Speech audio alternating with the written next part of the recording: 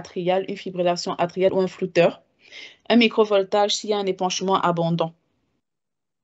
À la radiographie de thorax, elle peut être normale. La plupart du temps, elle est normale. Mais on peut voir une rectitude du bord gauche ou une cardiomégalie avec un cœur triangulaire en carafe si l'épanchement est abondant.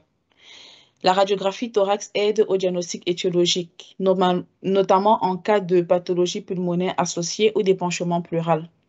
Ça, c'est la radiographie d'un patient de 16 ans qui a une polyarthrite juvénile idiopathique. Au niveau de sa radio, on voit une silhouette cardiaque qui est très élargie avec l'aspect en carafe. L'écho-cœur, c'est le gold standard. Il est normal il est parfois normal en cas de péricardite dite sèche. On peut retrouver un épanchement péricardique via l'existence d'un simple décollement des deux feuillets péricardiques ou d'un épanchement péricardique qui apparaît sous la forme d'un espace clair vide à l'écho. L'écho-cœur apprécie l'abondance, la topographie, la tolérance hémodynamique de l'épanchement péricardique et confirme le diagnostic d'une éventuelle tamponnade. Ça, c'est une échographie d'un enfant de 8 ans qui présente un épanchement péricardique dans le cadre d'une hémopathie maligne. L'incidence, c'est une incidence apicale des 4 cavités qui montre un épanchement circonférentiel. Partout, on voit des étoiles sur l'image et avec un important aspect de swinging heart. Le toit de l'oreillette est aplati. C'est beaucoup plus là où il y a la flèche en bas. Également, l'écho-cœur peut montrer une masse péricardique. C'est une masse qui est localisée dans la cavité du péricarde, métastase au caillot dans le cadre d'une péricardite néoplasique. Des bandes de fibrine aboutissant à un épanchement péricardique cloisonné sont facilement identifiées par l'échographie.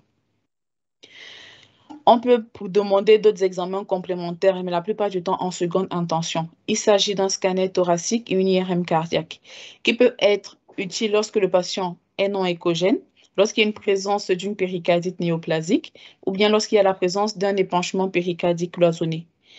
Cependant, l'IRM a l'avantage de visualiser la cavité péricardique sans injection de produits de contraste ni irradiation. Il y a la ponction péricardique comme autre bilan de seconde intention. Elle est indiquée en cas de tamponnade ou d'une forte suspicion de péricardite néoplasique, ou encore en présence d'un épanchement péricardique abondant, symptomatique malgré un traitement médical bien conduit depuis une semaine. Au cours de la ponction péricardique, nous devons réaliser l'examen examen cytobiochimique et analyse du microscope, une mise en culture et une technique de PCR.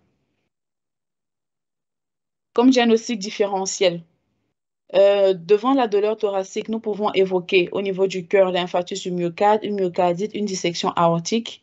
Au niveau pulmonaire, on peut penser à une embolie pulmonaire, une pleurésie, une pneumonie bactérienne et tout. Devant l'élargissement de l'ombre cardiaque, on peut penser à une cardiomyopathie dilatée, à une hypertrophie du ventricule gauche, à une valvulopathie. Les étiologies de la péricardite. Nous allons commencer par les causes infectieuses. La plupart du temps, et ce qui est plus fréquent, ce sont des causes d'origine virale. Il s'agit des entérovirus, des virus à herpès, des adénovirus, du parvovirus, du VIH, de l'hépatite C, et ainsi de suite. La deuxième cause infectieuse, ce sont des causes bactériennes. Le Mycobacterium tuberculosis est souvent le plus impliqué. On peut avoir le Borrelia et rarement les pneumocoques, méningocoques et streptocoques et staph également. Les causes fongiques sont très rares, mais s'ils sont présents, c'est souvent l'histoplasma, plus probablement chez les patients immunocompétents, et Aspergillus candida chez les patients qui sont immunodéprimés. Nous pouvons également avoir comme cause infectieuse des causes parasitaires qui sont également très rares. Il s'agira du toxoplasma ou de l'échinococcus. Concernant les causes non infectieuses de la péricardite, nous avons des causes auto-immunes qui sont les plus fréquentes. Il s'agit des maladies systémiques, des maladies des vascularites, des fièvres méditerranéennes, des maladies intestinales inflammatoires, des maladies de style. Comme autre cause non infectieuse, ça peut être des causes néoplasiques, ça peut être des tumeurs primitives qui sont rares la plupart du temps. Mais si elles sont présentes, c'est surtout le mésothéliome péricardique.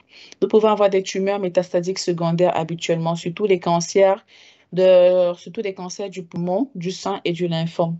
Comme autre cause non infectieuse, on peut avoir des causes métaboliques, une anorexie mentale, un myxœdème ou une urémie. Nous pouvons également avoir des causes traumatiques et iatrogènes. Les causes traumatiques et iatrogènes ont deux débuts. On peut avoir un début précoce, c'est très rare. Il s'agit des blessures directes ou indirectes. Dans les blessures directes, ça peut être des blessures thoraciques pénétrantes, des perforations œsophagiennes. Dans les blessures indirectes, ça peut être des blessures thoraciques non pénétrantes ou des radiations. Par contre, des causes traumatiques à début retardé sont les plus fréquentes. Il s'agit des syndromes post-infarctus du myocarde, des syndromes post-péricardotomie, des syndromes post-traumatiques incluant les formes après trauma iatrogène. Par exemple, après une intervention coronaire percutanée ou une insertion de la sonde de stimulateur cardiaque.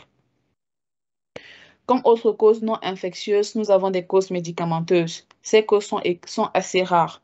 Les médicaments incriminés, ça peut être des médicaments anticancéreux, de la pénicilline, de la myodarone. Plusieurs vaccins également peuvent créer une péricardite. Et également, il peut y avoir des agents anti-TNF. Les autres causes, les autres causes qui peuvent être fréquentes, ça peut être une dissection aortique, une hypertension artérielle pulmonaire, une insuffisance cardiaque chronique, une amylose. Les causes peu fréquentes, c'est souvent l'absence congénitale, partielle ou totale de péricarde. Nous allons parler cette fois-ci des complications de la péricardite. Nous commencerons par les complications aiguës.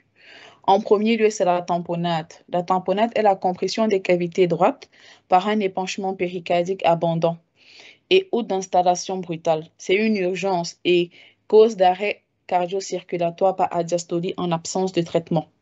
Sa confirmation échographique impose le drainage. La tamponnade peut se révéler dans un contexte de péricardite néoplasique, traumatique ou tuberculose, dans le cadre des maux péricardes, notamment post-opératoire et exceptionnellement dans le cadre d'une péricardite aiguë virale. La clinique de la tamponnade, c'est une douleur thoracique avec dyspnée positionnelle, polypnée puis orthopnée et tout. Parfois, on peut avoir une dysphagie, des nausées ou des hoquets. On peut avoir des signes droits, à savoir turgescence, des veines jugulaires avec reflux hépato-jugulaire. On peut également avoir des signes de choc avec tachycardie et une pression artérielle systolique qui est inférieure à 90 mm de mercure. On peut avoir un assourdissement des bruits du cœur et un pouls paradoxal.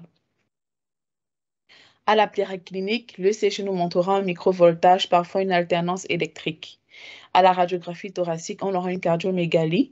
Lorsque l'épanchement péricardique est abondant, on peut avoir un cœur en aspect de carafe. L'écho-cœur confirme le diagnostic avec collapsis diastolique des cavités droites en expiration et compression du ventricule gauche par le droit en inspiration. On parle de swinging heart ou de balancement du cœur dans la cavité péricardique. Comme deuxième complication aiguë, il s'agira de la myocardite. C'est un tableau d'insuffisance cardiaque fébrile, parfois avec état de choc. Et parfois, si on a un état de choc, on parle de myocardite fulminante. Souvent, il ne s'agit qu'une augmentation de la troponine sans dysfonction cardiaque et sans signe clinique de défiance cardiaque. La plupart du temps, la myocardite peut être de cause inconnue ou virale, d'où l'intérêt d'un écho-cœur et surtout de l'IRM. Comme complication chronique, nous avons une péricardite récidivante qui survient souvent suite à une durée de traitement insuffisante, qui est une complication fréquente entre 3 mois et 3 ans après une péricardite aiguë d'allure virale. La colchicine semble en prévenir la survenue. Comme deuxième complication chronique, c'est la péricardite chronique, qui pose le problème de son étiologie, surtout en l'absence de contexte évocateur de péricardite aiguë virale. Elle peut nécessiter une péricardoscopie par fibre optique après prélèvement biopsique dirigé. Fait suspecter une péricardite tuberculeuse, mais en pratique, les causes néoplasiques sont celles qui sont souvent les plus souvent retrouvées.